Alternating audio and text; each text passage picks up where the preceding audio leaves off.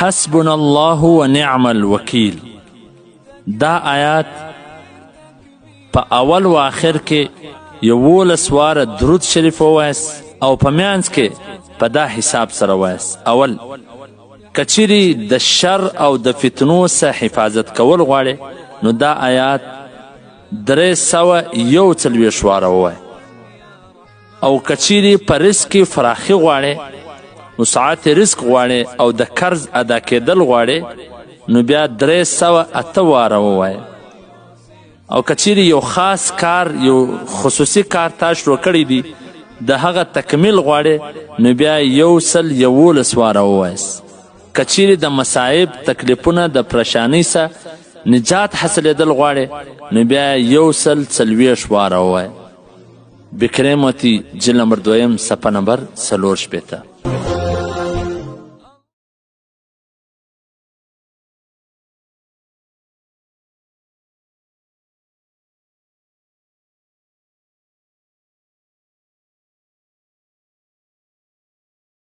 حضرت بایزید بستامی رحمه الله یو عجیب غریب مقاله او نصیحت دی.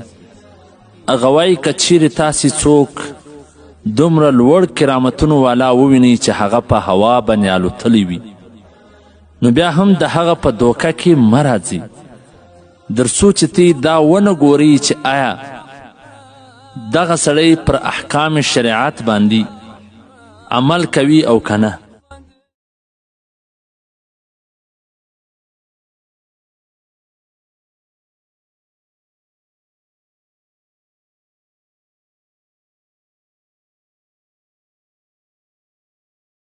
د نبی کریم صلی الله علیه وسلم فرمان دی کن عالما، عالم جوړ سه، او متعلما یا متعلم یا زدکړې کولو والا جوړ سه، او مستمعا یا په غور سره اوریدلو والا جوړ سه، او محبا یا د اهل علم د علم کولو والا سره محبت کولو والا جوړ سه.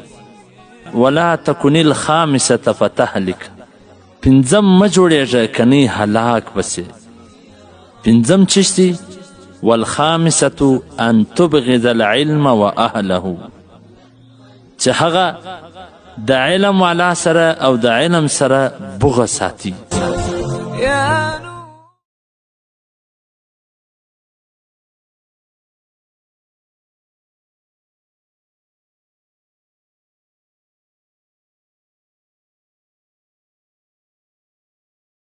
په حدیث شریف کې راځي د بدګمانۍ څخه ځان وساتي، ځکه بدګماني د ټولو څخه غټه د درواغو خبره ده. 2 د چا په کمزورۍ پسې مه ګرځه. 3 جاسوسي مه کوه. 4 یو د بل څخه بې ځایه د مخته کېدو خواهش مه کوئ. 5 حسد مه کوئ. 6 بغض مه کوئ. 7 یو د بل غیبت مه کوئ.